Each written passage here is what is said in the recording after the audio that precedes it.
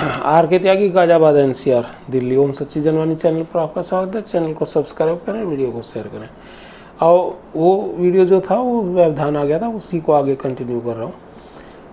इसमें क्या है, पूर्वव्यापी प्रभाव के बारे में बताया है। किसी भी रिट्रोस्पेक्टिव इफेक्ट से कौन सा कब लागू हो सकता है, किसी प्रावधान को पूर्वव्यापी प्रभाव वाला स्पष्टीकरणात्मक कब माना जा सकता है, भारत के सर्वोच्च न्यायालय ने स्पष्ट किया है। तो ये मैंने आपको डिटेल्स तो बताई थी।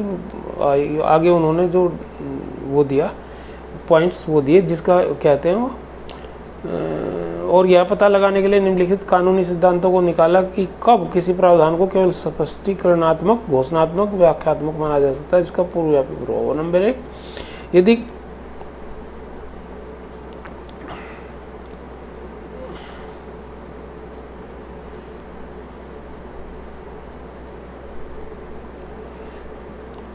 यदि कोई कानून उपचारात्मक है या पिछले कानून को स्पष्ट करने वाला मात्र है तो उसे उसके पूर्वव्यापी प्रभाव की अनुमति दी जा सकती है। नंबर 2, किसी बाद के आदेश, प्रावधान, संशोधन को पिछले कानून का स्पष्टीकरण माना जाने के लिए पहले से संशोधित कानून स्पष्ट या संदिग्ध होना चाहिए था। यह केवल तभी संभव है जब किसी प्रावधान की उचित व्याख्या करना संभव हो। जब तक कि उसमें संशोधन को न पढ़ा जाए तभी संशोधन को पिछले कानून का स्पष्टीकरण या घोषणा माना जा सकता है, इसलिए इसे पूर्वव्यापी रूप से लागू किया जाता है।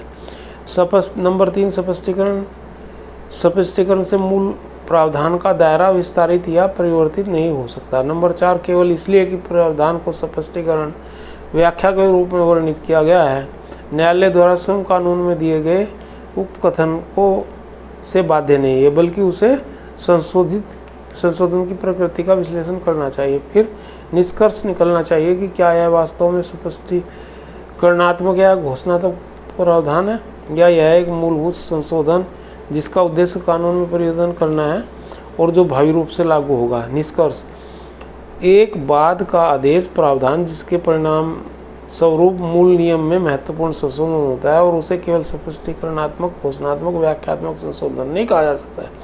ऐसा इसलिए है क्योंकि ऐसा संशोधन अपने आप साथ मूल नियम को काफ़ी हद तक बदलने की ताकत रखता है और दूसरी ओर केवल वे संशोधन जो प्रकृति और उद्देश्य में संदेह को दूर करने या किसी कानून में स्पष्ट चूक को ठीक करने का प्रयास करते हैं और आमतौर पर पूर्वव्यापी संचालन के कारण स्पष्टीकरणात्मक संशोधन कहलाते हैं।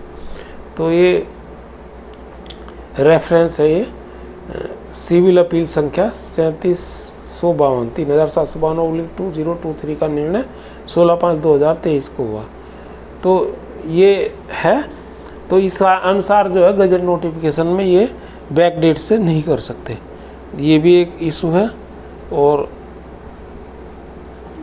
हमने ये इनको लिखा भी है और अभी आगे भी लिखने वाले हैं लेटर बैंक को।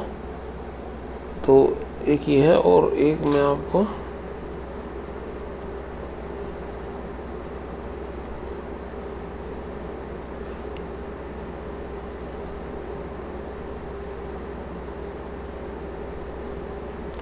एक ये शुक्ला जी का भी मैं आपको बता देता हूँ। इन्होंने भेजा है कि ये कहते हैं, हम नीचे लुधियाना के हमारे प्रमुख कार्यकर्ता श्री हर जगजीत राय द्वारा हमें भेजे गए एक लेख को जारी कर रहे हैं, जिसमें उन्होंने पेंशन के मुद्दों को लेकर फोरम के प्रयास और यूनियन और IBA की बड़ी विरोध भूमिका और पेंशन को लेकर उपजित सकारात्मक परिवर्तन के साथ कुछ राहत भरे कदमों पर प्रकाश डाला गया है। वो कह रहे हैं एक, अब ये क्या लिखते हैं, लिखते हैं फोरम बहुत ही उत्तम कार्य कर रहा है महोदय। पेंशनर्स को न्याय दिलाने के लिए आपके निरंतर प्रयास के बावजूद ये सम सिस्टम के अथाह महासागर में ऊंची और नीची लहरों के बीच एक बिना पतवार के जहाज बन गए। तथाकथित नेतृत्व ने हमारे बुढ़ापे को उधर में छोड़ दिया और हम एक समय यूनियनों ने यह कहते हुए हमसे तलाक ले लिया था कि पेंशन ऑपरेशन को 100% डिन्यूट्रलाइजेशन आदि के लिए IBA से बात नहीं कर सकते, क्योंकि हम अब उनकी यूनियन के हिस्सा नहीं हैं, क्योंकि हम रिटायर्ड हों और ऐसे में वे IBA और वित्त मंत्रालय के समक्ष हमारी मांगों को नहीं उठाएंगे। लेकिन जब पेंशन एक्टिविस्ट ने अपना आंदोलन खड़ा किया और उनमें कुछ लोगों ने अदालतों में मामले दायर करे जिसमें सर्वोच्च न्यायालय में सकारात्मक परिणाम आने वाले हैं, वे दावा कर रहे हैं कि उन्होंने मुद्दों को उठा और उनका समाधान निकाल रहे हैं।